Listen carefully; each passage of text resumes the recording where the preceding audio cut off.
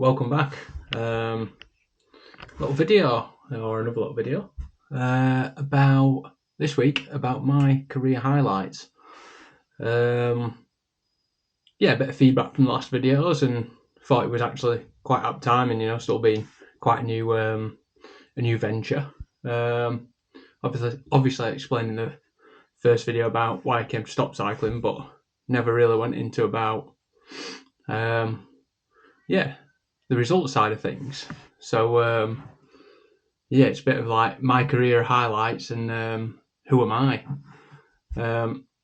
So we'll get into it. So first of all, how I got into cycling. Oh yeah, by the way, I've got some notes. I needed a bit of a cue sheet.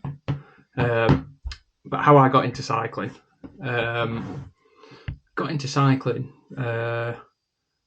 So I was up riding mountain bikes with a friend, and just playing around. And then the same friend had a birthday party at Manchester Velodrome.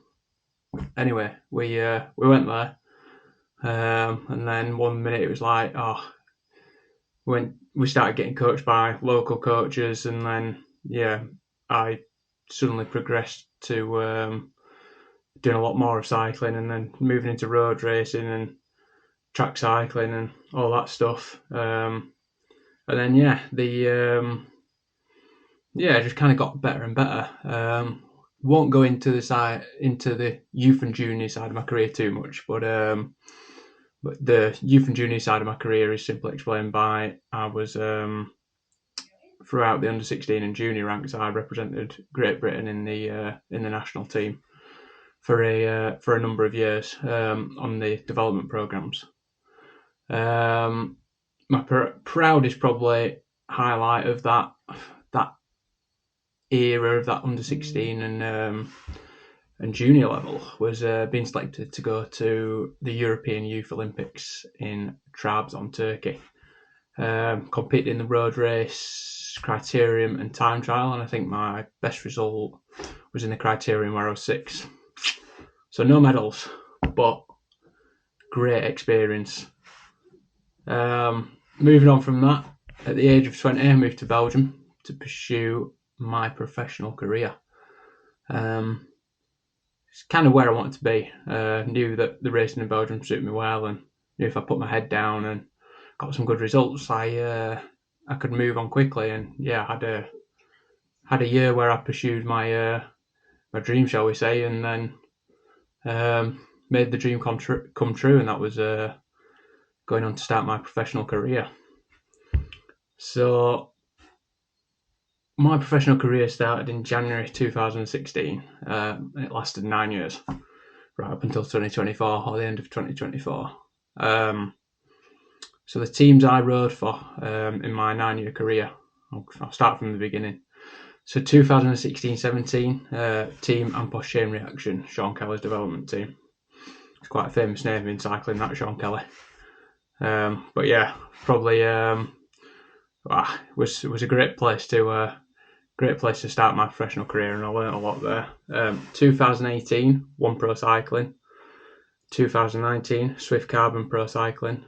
2020, Canyon DHB. This was the same team now up until 2022, but 2020, Canyon DHB. 2021, Canyon DHB SunGod. 2022, with SunGod.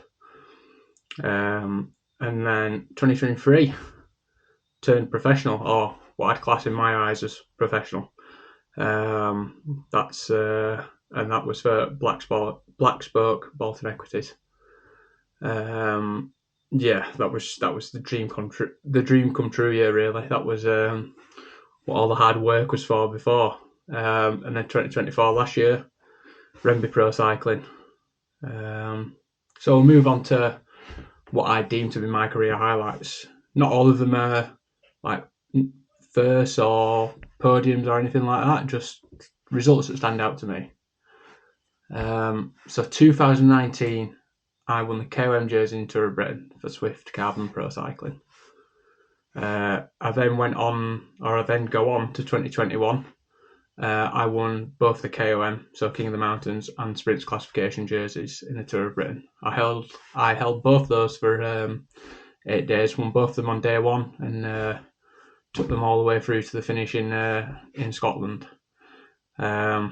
kind of became a running joke in the team of how quickly I could get them wrapped up after day 4. And I had both of them, one of them wrapped up by day 5 and one of them wrapped up by day 6. So the last 2 days was got time to chill and do what I want, really, and focus on other goals at that time. That the same race, so Tour of Britain 2021.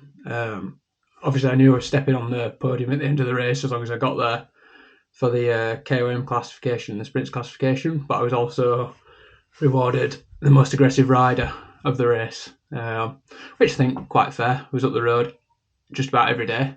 So yeah, but it was a surprise. So that one was really nice actually. Then we go to 2021. Oh well, we carry on in 2021. British National Cross Country Marathon Champion. So had a quick switch to the mountain bike, which is something I still do, for a weekend, and yeah, came away with a national championships jersey. I'd love to go into that more, but got to try and condense this down into a video. So yeah, we're just gonna fire through a little bit. Same year, 2021, British National Road Series winner, and so I was second and third throughout most of the national series rounds, and then when I took the jersey in the second to last round, I then went on to win the last round in the national series jersey, which was Beaumont Grand Prix. That year I believe I was also top ranked elite rider in Britain. So yeah, and then 2021, it's not a result per se. First World Championships. So that year I went to Elba in Italy and represented Great Britain for the cross country marathon World Championships. Brutal day out. I wish I could go into that one more as well, but yeah, I'll shorten that one. It was 110 kilometres, 4,800 metres of climbing at the end of the day. I saw grown men cry. So yeah, that was a day out. So we go on to 2022. I was British National Criterium Series winner. Within the 5 rounds, I won 3 races. They were Otley Grand Prix, Barnsley Grand Prix, and Newark Grand Prix. Always wanted to win Otley. Anybody that knows the British cycling scene knows Otley is massive. So to be a Yorkshire lad winning Otley, and I was really not expecting it. Didn't really know that the form was that good, and yeah, nailed it that day. So yeah, that's still look back on that. I still see pictures from that and think, that I won Otley, mega. So yeah, I went on a bit of a roll in that 4-week period, and between those Criterium Series races, I also won the National Road Series round of Stockton Grand Prix. We were first, second, and third in that one, which we had been through the National Crit Series also. So we'd done a number on a fair few people that year and a fair few teams. But yeah, on that 4-week rich vein of form, probably leads me to my proudest career highlight, and that is 7th at, I have to go into my best Flemish here, Grote Prijs Jeff Scherens in Leuven. That was a UCI 1.1, but it's probably more of a 1.1 Pro that year. It was the year where all the point system was in play and teams were fighting for relegation or promotion. So I'll go on to show some videos now, and I'll put the result up at the end. And yeah, people that want to kind of look at those results will see some big names on there. So you'll see why it's even though it's not a win or a podium, you'll see why 7th was an amazing result to me. Memorial Jeff Scherens. The man who's on for a hat-trick today, Niccolò Bonifacio, will be somewhere in and around the peloton. But it's Lotto Sorello trying to make this hard and split up this front group now. It's on the Keersesberg.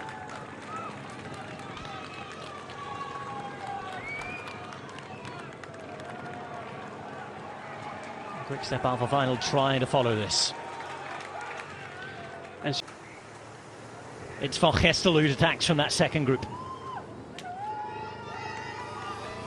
Scott is there with him. Van Moer wasn't far away in the red. 32 seconds now. We know that the race is going to be played out between the front two. This looks like it's Jasper de Are forced to settle for second. And from behind you can see Alexander Kristoff try to sprint from a long way out. Intermarché, man, he's going to be so strong. He'll round up.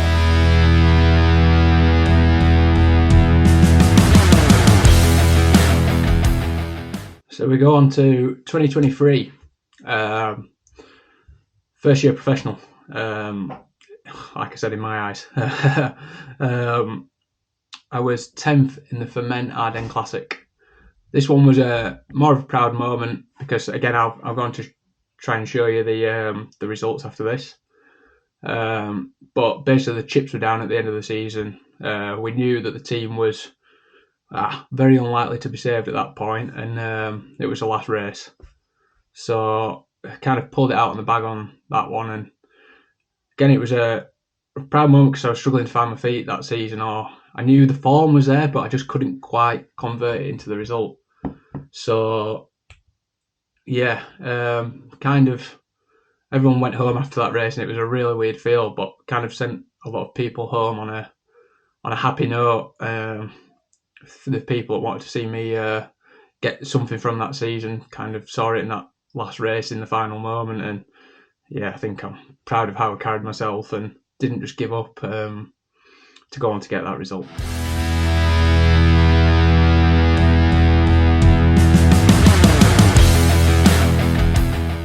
There we have it. I think I could witter on all day about certain races.